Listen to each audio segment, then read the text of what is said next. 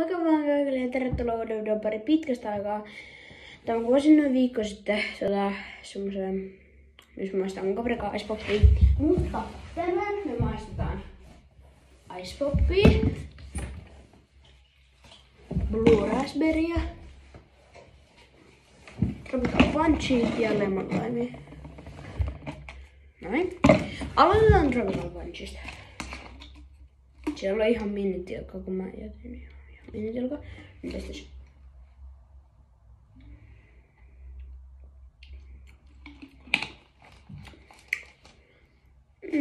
Tulee vähän mieleen Ice Poppi.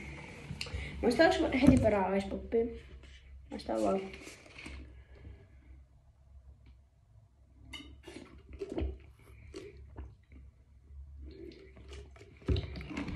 Aika samanlainen kombo. Sitten voidaan testaa Lemon Limea. Lemon Lime.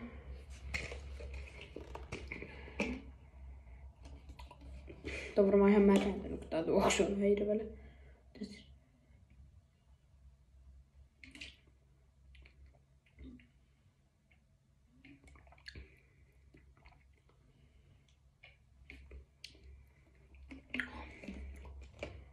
On kyllä vähän lemonen.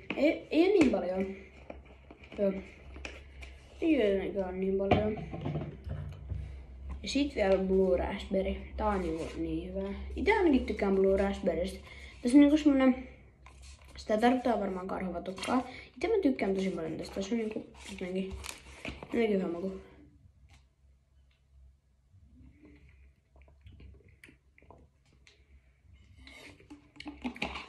Joo, Blue Raspberry hyvä. Joo. Kiitos, että katsoitte. Nähdään seuraavassa videossa.